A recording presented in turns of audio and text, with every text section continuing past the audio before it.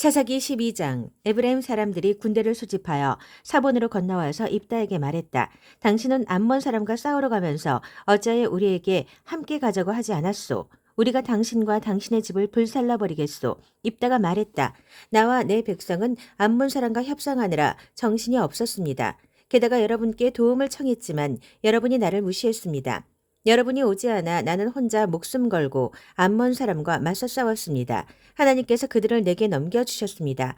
그런데 여러분은 어찌하여 오늘 여기에 나타났습니까? 나와 싸우고 싶어 안달이 난 겁니까? 입다는 자신의 길르앗 군대를 모아 에브라임과 싸웠다.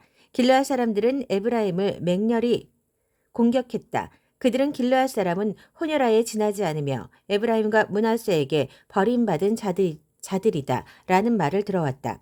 길르앗은 에브라임으로 건너가는 요단강 여울목을 장악했다.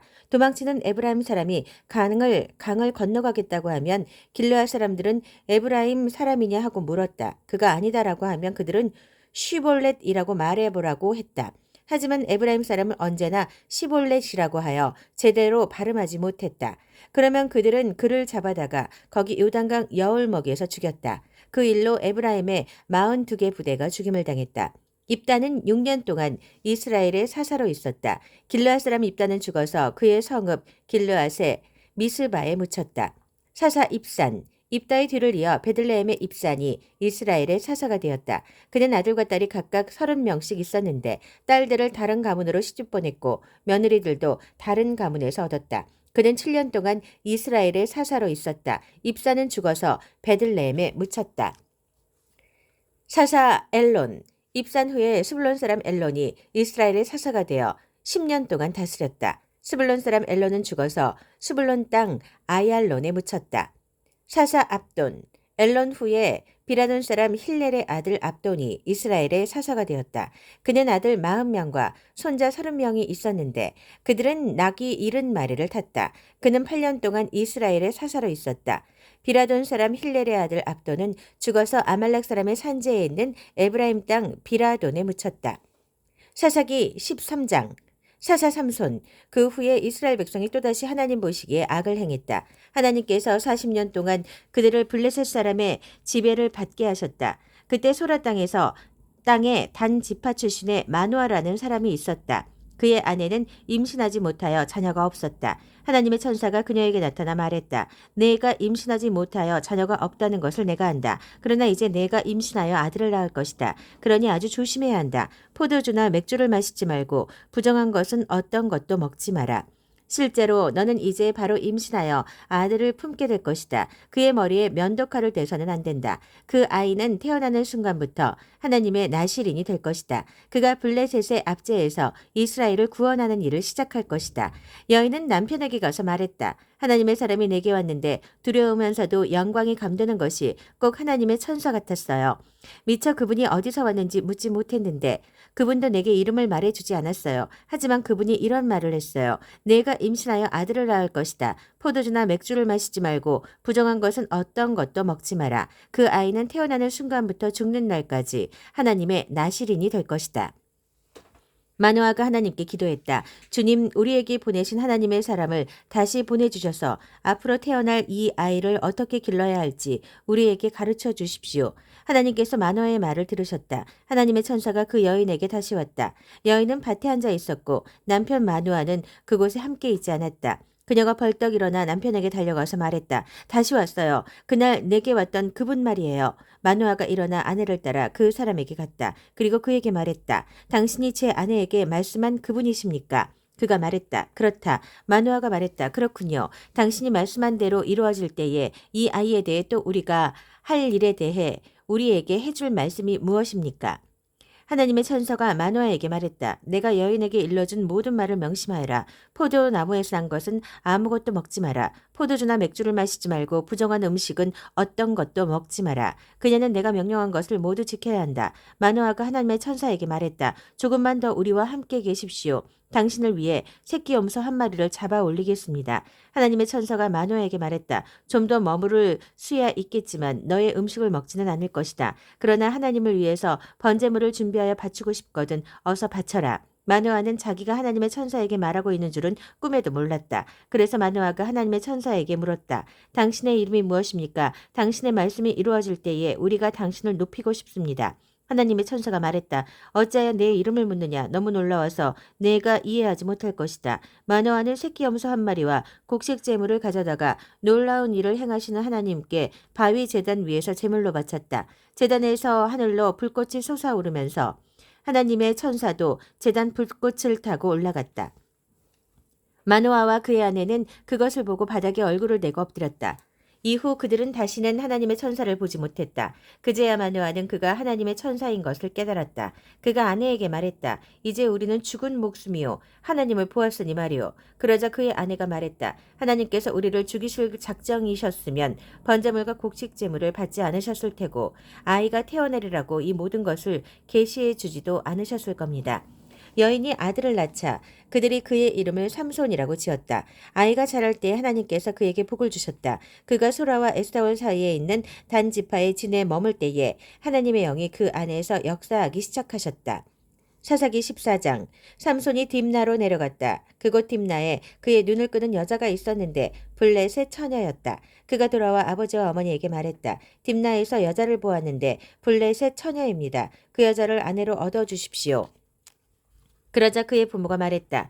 우리 백성이 사는 이 근방 처녀들 가운데는 여자가 없더냐. 꼭 할례받지 않은 블레셋 사람에게서 아내를 얻어야 되겠느냐. 그러나 삼손은 그 아버지에게 말했다. 그 여자를 얻어주십시오. 그 여자야말로 제가 원하는 사람, 제 짝입니다. 삼손의 아버지와 어머니는 이 일 배후에 하나님이 계신 것과 그분이 이 일을 블레셋 사람을 치실 계기로 삼고자 하시는 것을 몰랐다. 당시에는 블레셋 사람이 이스라엘을 지배하고 있었다. 삼손은 아버지와 어머니와 함께 딥나로 내려갔다. 그가 딥나의 포도원에 이르렀을 때 어린 사자가 으르렁거리며 그에게 덤벼들었다. 하나님의 영이 삼손에게 강하게 임하셔서 그는 염소 새끼를 찢듯이 맨손으로 사자를 잡아 찢었다. 그러나 그는 자신이 한 일을 부모에게 말하지 않았다. 삼손은 그 길로 내려가 그 여자와 이야기를 나누었다.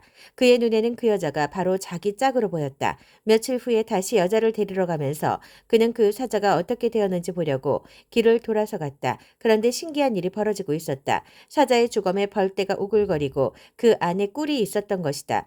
그는 손으로 꿀을 떠가지고 길을 가면서 그 꿀을 먹었다. 그는 꿀 얼마를 아버지와 어머니에게도 가져다 주어 먹게 했다. 그러나 그 꿀을 사자의 주검에서 떠왔다는 말은 하지 않았다. 그의 아버지가 내려가 그 여자와 결혼 일정을 잡는 동안 삼손은 거기서 잔치를 벌였다. 당시의 젊은 남자들은 그렇게 했다.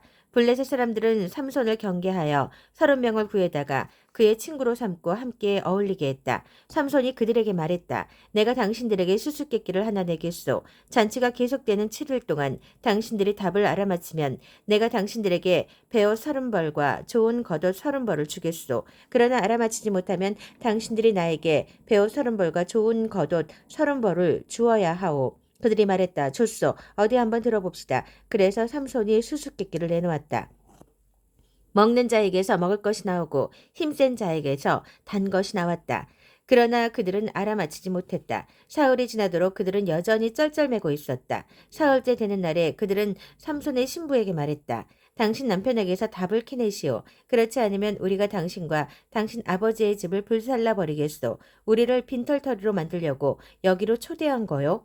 그래서 삼손의 신부는 눈물을 흘리며 삼손에게 말했다. 당신은 나를 미워하고 사랑하지 않아요. 우리 민족에게 수수께끼를 내놓고는 나한테 답을 말해주지도 않잖아요. 그가 말했다. 내 부모한테도 말하지 않았는데 어떻게 그대에게 말할 수 있겠소. 그러나 그녀는 잔치하는 7일 내내 울음을 그치지 않았다. 그녀의 괴롭힘에 지친 삼손은 결국 7일째 되는 날에 그녀에게 답을 말해버렸다. 그러자 그녀는 가서 자기 민족에게 그 답을 알려주었다. 7일째 되던 날 해 지기 전에 성읍 사람들이 그에게 와서 말했다. 꿀보다 단 것이 무엇이며 사자보다 힘센 것이 무엇이겠소. 그러자 삼손이 말했다. 당신들이 내 여자에게서 캐내지 않았다면 내 수수께끼를 알아맞히지 못했을 것이오. 그때 하나님의 영이 삼손에게 강하게 임하셨다. 그는 아스글론에 내려가서 그곳 사람 30명을 죽이고 그들의 옷을 벗겨 수수께끼를 푼 사람들에게 주었다. 그는 화가 머리끝까지 나서 성큼성큼 걸어나가 자기 아버지 집으로 가버렸다. 삼손의 신부는 그의 결혼식에서 신랑 들러리를 섰던 사람의 아내가 되었다. 사사기 15장.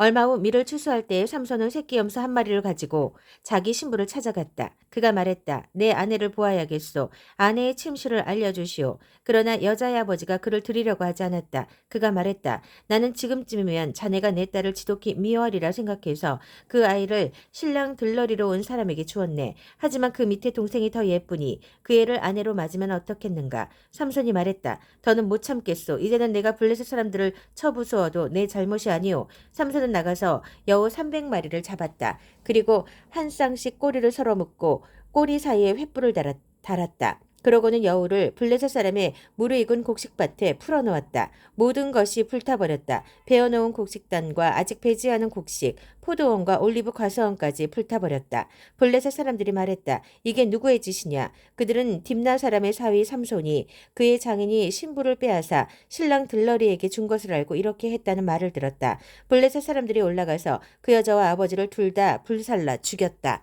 그러자 삼손이 말했다. 너희가 이런 식이라면 맹세코 나도 너희에게 똑같이 대갚아주겠다. 그러기 전에는 가만히 있지 않을 것이다. 그 말이 끝나자마자 삼손은 닥치는 대로 그들을 마구 찢어 죽였다. 엄청난 사륙이었다. 그 후에 그는 에단 바위에 동굴로 내려가 그곳에 머물렀다. 블레셋 사람이 나와서 유다의 진을 치고 레히, 턱뼈를 공격하려고 했다. 유다 사람들이 무엇 때문에 우리를 치러 올라온 것이오? 하고 묻자 그들은 우리는 삼손을 잡으러 왔소. 삼손이 우리에게 행한 대로 우리도 대갚아 주려고 그를 쫓고 있는 것이오. 하고 말했다.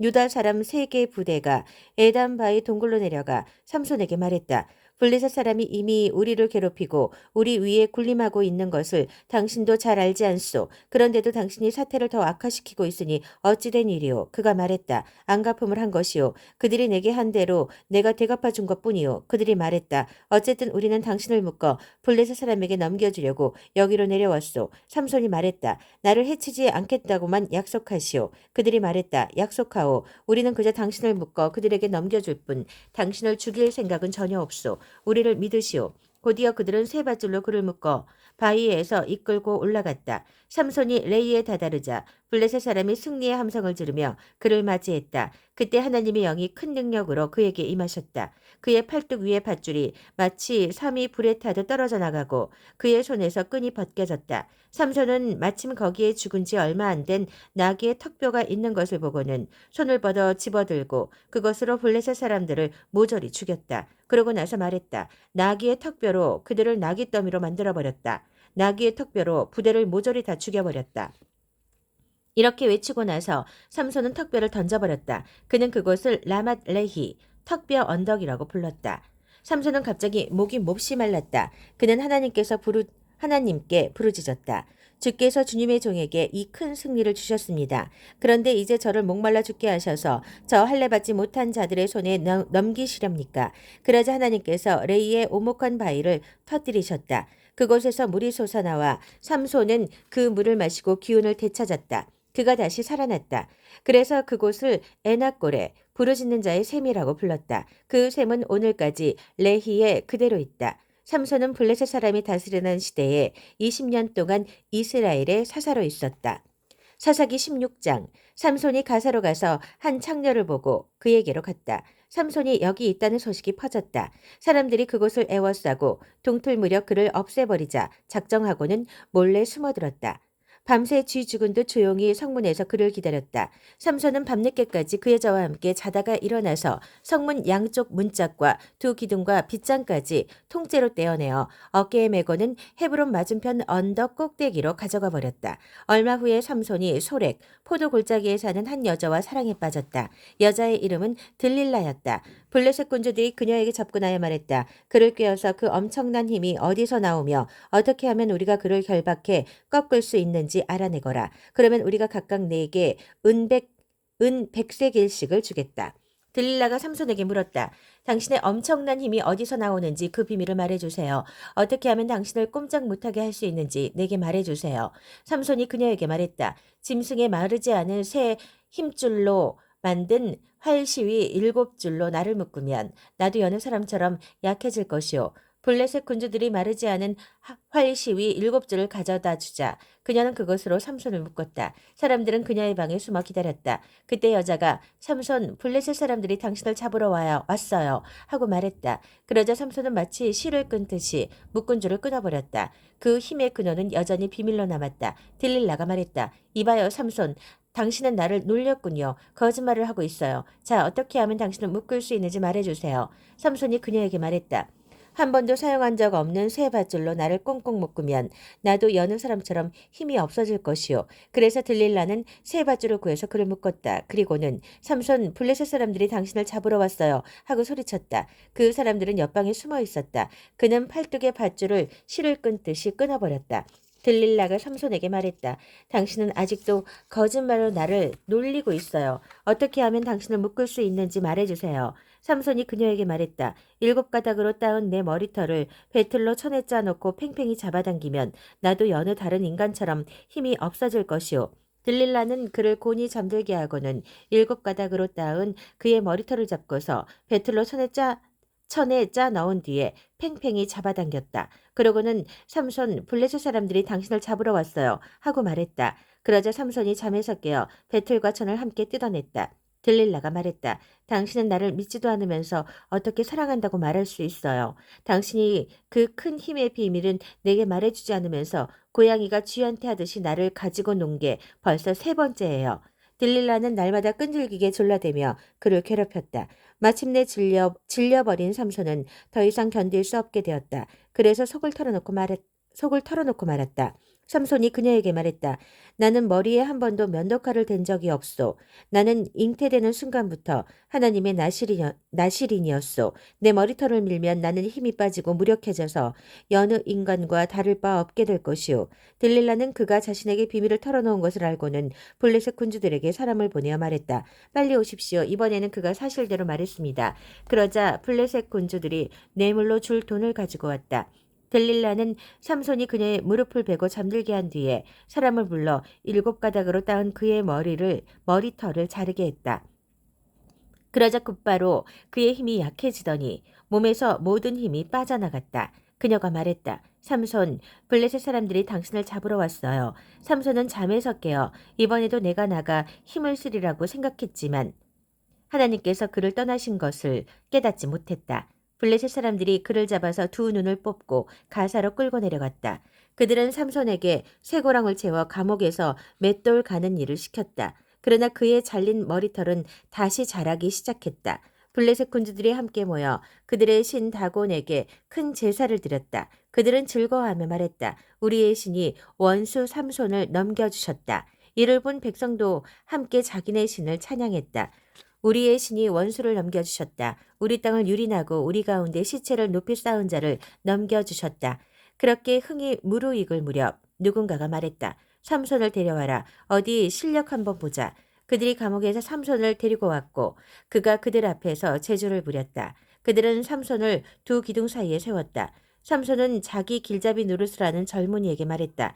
신전을 떠받치고 있는 기둥을 만질 수 있게 나를 데려다다오. 내가 기둥에 좀 기대야겠다. 신전 안은 블레셋의 모든 군주를 비롯해 사람들로 가득 차 있었다. 관람석에서 삼손을 구경하는 사람들이 적어도 3,000명은 되었다. 그때 삼손이 하나님께 부르짖었다. 주 하나님, 저를 다시 한번 헤아려 주십시오. 부디 한 번만 더 제게 힘을 주십시오. 하나님, 제 두 눈을 뽑은 블레셋 놈들에게 단번에 원수를 갚게 해 주십시오. 그런 다음 삼손은 건물을 떠받치고 있는 중앙의 두 기둥에 이르러 하나는 오른손으로 다른 하나는 왼손으로 밀기 시작했다. 삼손이 나를 블레셋 사람들과 함께 죽게 해 주십시오 하고 부르짖으며 있는 힘을 다해 두 기둥을 밀어내니 신전 안에 있던 군중들과 온 백성 위로 그 건물이 무너져 내렸다. 삼손이 죽으면서 죽인 사람이 그가 살았을 때 죽인 사람보다 더 많았다.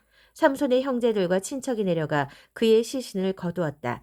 그들은 시신을 메고 돌아와 소라와 에스다올 사이에 있는 그의 아버지 마노아의 무덤에 묻었다. 삼손은 20년 동안 이스라엘의 사사로 있었다.